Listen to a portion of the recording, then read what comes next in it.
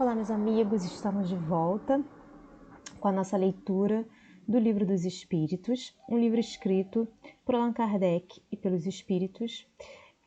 Nós estamos aqui, vou voltar aqui para vocês no capítulo 4, né? O capítulo da pluralidade das existências. Então, na aula passada, a gente falou sobre transmigrações progressivas, a gente já falou sobre reencarnação, justiça da reencarnação, encarnação dos diferentes mundos.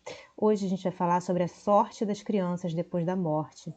E aí, eu vou colocar mais adiante pra gente. Só um instante.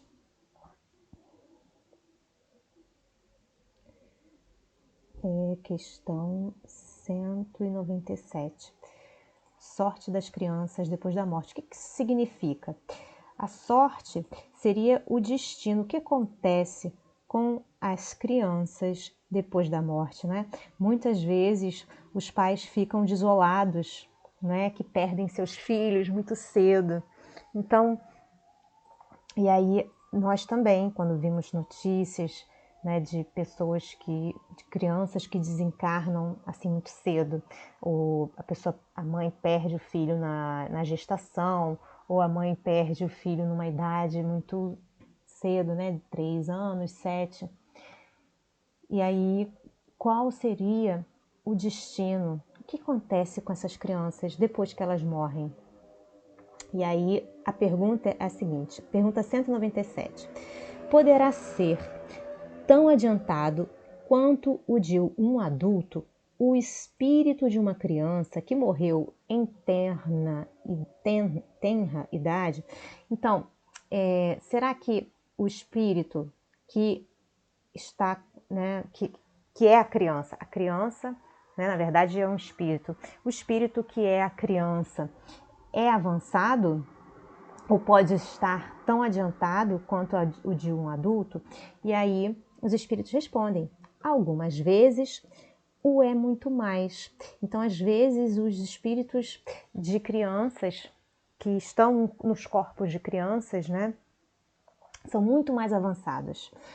Porquanto pode dar-se que muito mais já tenha vivido e adquirido maior soma de experiência, sobretudo se progrediu. Então, se o espírito que está na criança já viveu muitas outras vidas, ele é mais adiantado que o do pai, ou da mãe, ou dos avós, por exemplo. Tá? Então, quer dizer que não significa que você está num corpo de uma pessoa idosa, que você é um espírito idoso, né? Um espírito velho, porque não existe espírito idoso, é um espírito adulto, colocando assim.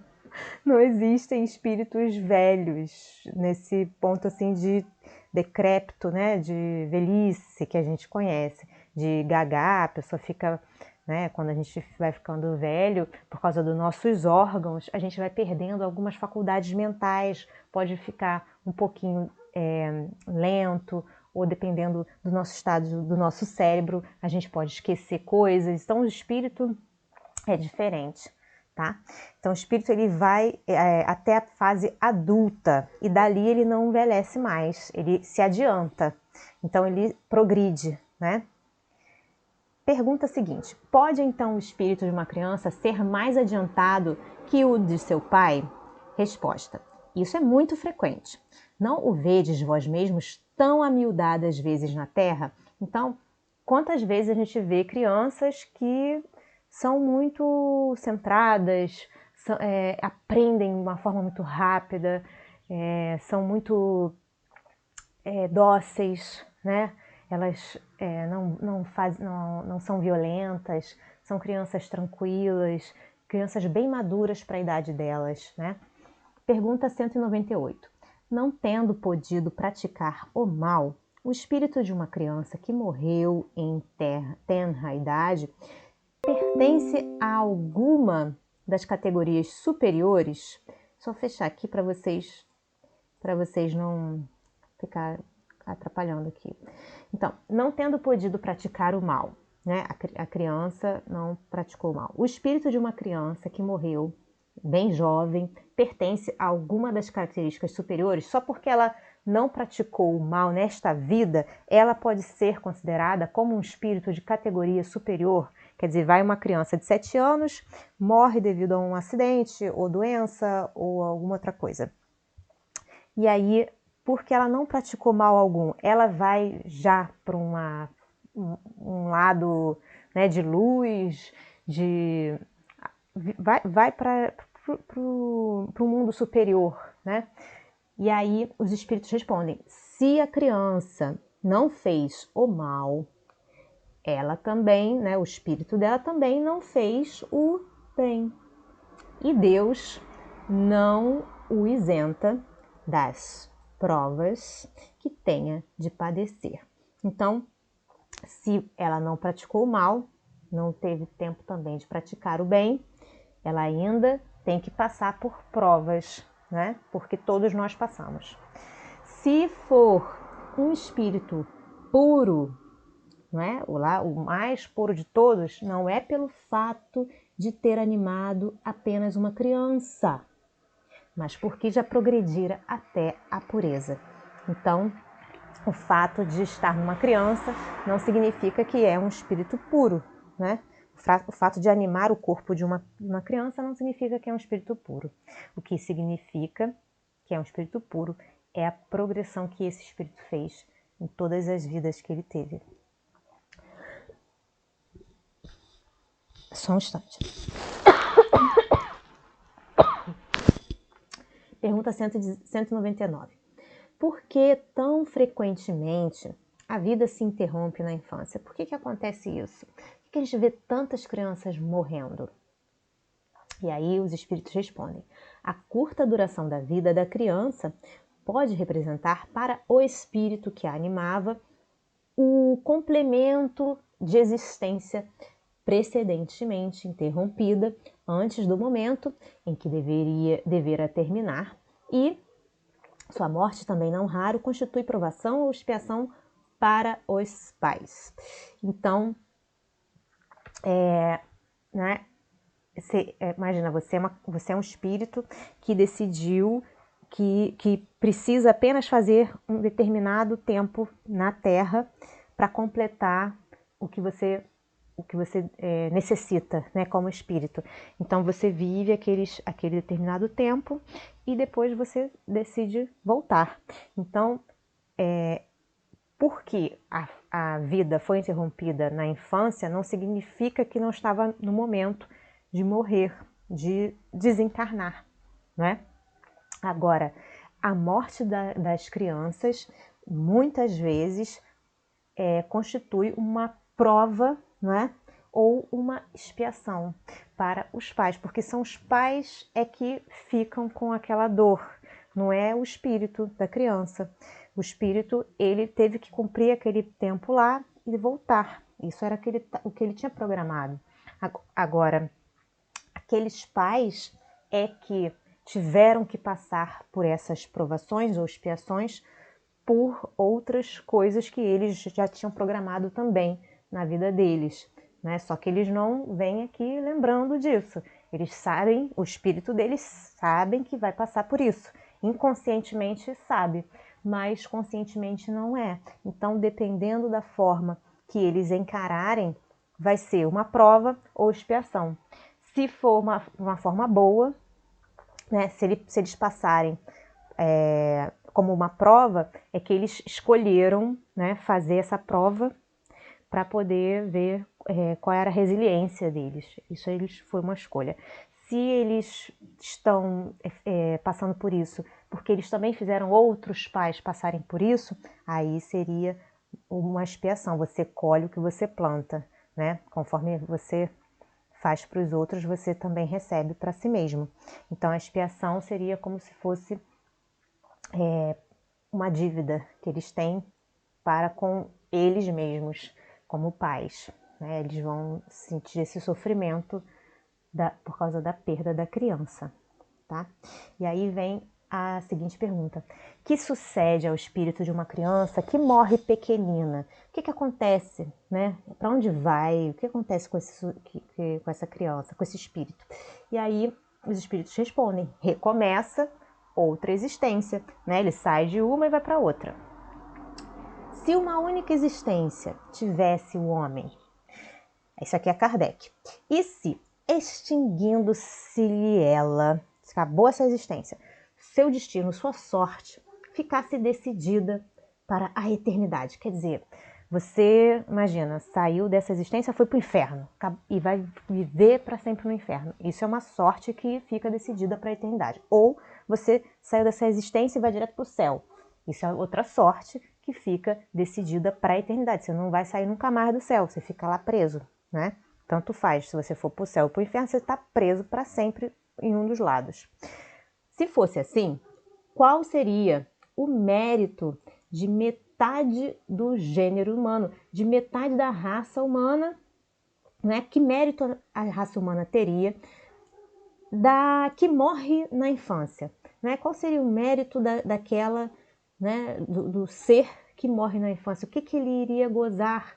O que ele iria ganhar morrendo na infância? O céu ou o inferno? Bom, para gozar sem esforços da felicidade eterna, né? Qual seria o mérito dele? Porque ele não fez nada, não teve esforço nenhum. Imagina, a criança mal começou a vida, ela nem fez nada. Qual seria o mérito dela de ir para o céu? Ou qual seria o castigo dela de ter que ir para o inferno, né? Por que ela teria que ir para o inferno? Ela não fez nada, nem conseguiu ser batizada, né? Por exemplo, se ela fosse de uma igreja, ou nem conseguiu ter uma família para ver se ela ia ser um bom pai, uma boa mãe, nem conseguiu ir para a escola para ver se era ser uma boa aluna ou não, nem conseguiu ter tempo suficiente com os pais para saber se era bom filho ou não.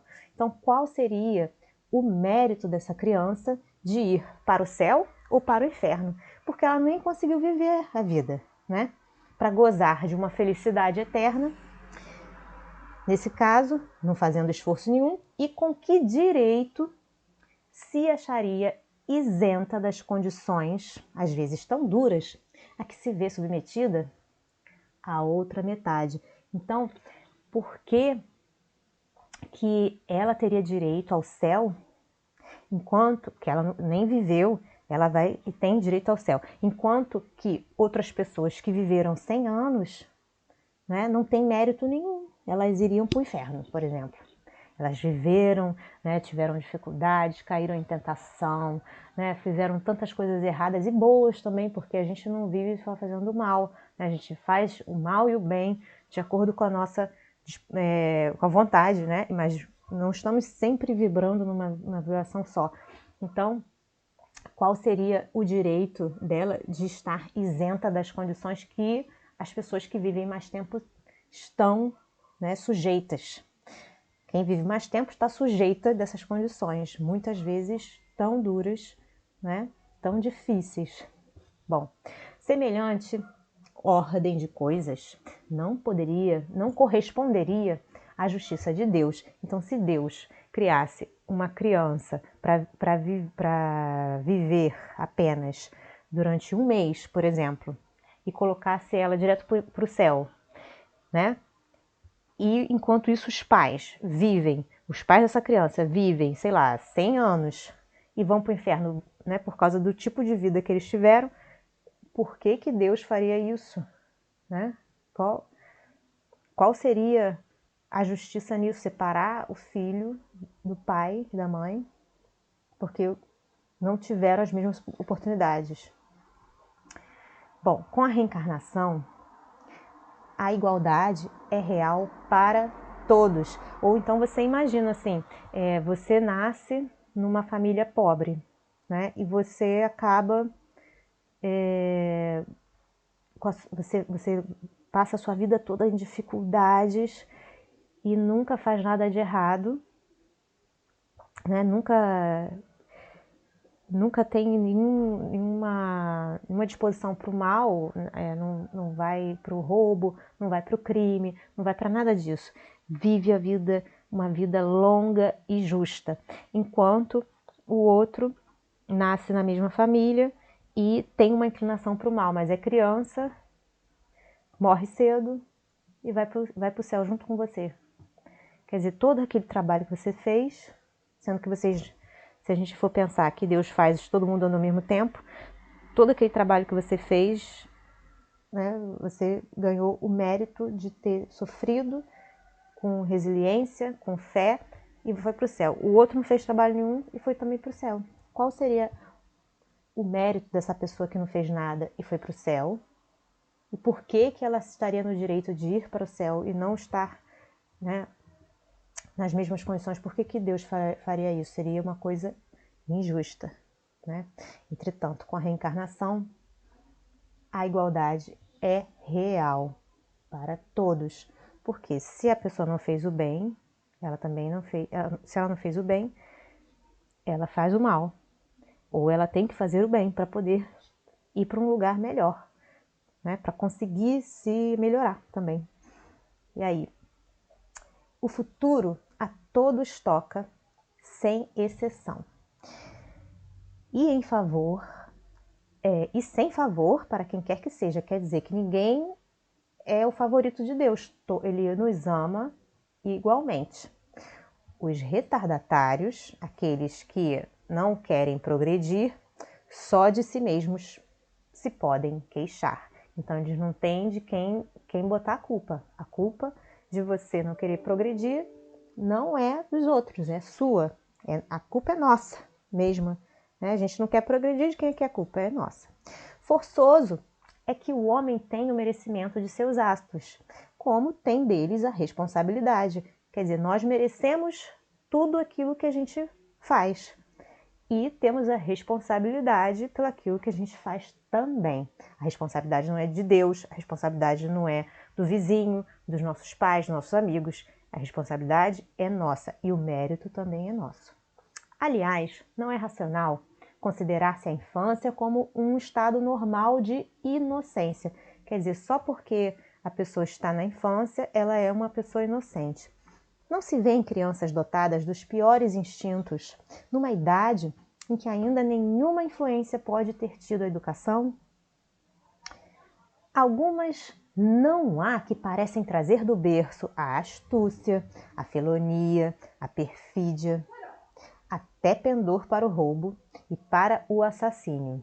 Não obstante os bons exemplos de que de todos os lados se lhes dão, então quer dizer, por mais que ela tenha bons exemplos, às vezes elas nascem com todas essas qualidades, né, ruins. A lei civil as absolve de seus crimes, porque, diz a lei, que obraram sem discernimento, que as crianças fizeram as coisas sem entender o bem do mal.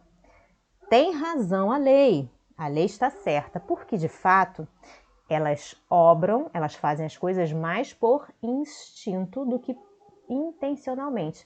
Então elas não fazem com intenção de fazer. Donde, porém, provirão instintos tão diferentes, tão diversos em crianças da mesma idade, educadas em condições idênticas e sujeitas às mesmas influências. Então, de onde vêm esses instintos diferentes, né? Você tem filhos, vamos supor, você tem 6 filhos, cada um é diferente do outro. Um vai ser mais bonzinho do que o outro, um vai ser mais obediente do que o outro, e outros podem ser terríveis, né? Difíceis, pessoas difíceis, crianças difíceis. De onde a precoce perversidade, senão da inferioridade do espírito? Uma vez que a educação em nada contribuiu para isso. Ele não teve nem tempo de receber educação e ele já tem aquele instinto perverso. As que se revelam viciosas, né, as crianças que possuem vícios, é porque seus espíritos muito pouco han progredido. Então, eles não progrediram muito. Essas crianças sofrem, então, por efeito dessa falta de progresso. As consequências, não dos atos que praticam na infância, mas de suas existências anteriores. Quando elas vêm com vícios, né, que elas se mostram viciosas, isso faz parte daquela vida que ela teve na outra vida. Daquele comportamento que ela teve na outra vida. Assim é que a lei é uma só para todos e que todos são atingidos pela justiça de Deus. Ok, gente? Bom, ficamos por aqui por hoje. Se vocês quiserem deixar uma mensagem, a gente fica muito feliz. Perguntas, a sua pergunta pode ser, a sua dúvida pode ser a dúvida de todos nós. Então ficaremos muito contentes se vocês fizerem seus comentários. Deem sugestões, né, pra gente. Isso é muito importante para o nosso trabalho. Dicas também são valiosas. Compartilhem esse vídeo, deixem o seu like, dá uma curtida no nosso vídeo, isso nos ajuda bastante. Também para que o nosso canal seja veiculado para mais pessoas que precisem desse conhecimento, né, que estão com dificuldade na leitura também. É por isso mesmo que a gente faz esses vídeos, para pessoas que precisam do conhecimento e não conseguem entender muito bem essas palavras, que realmente é um texto, não é um texto fácil, né? Se inscrevam no nosso canal, apertem o sininho, e é isso. Eu desejo a vocês um dia maravilhoso. Deus abençoe a todos. Até a próxima. Tchau, tchau.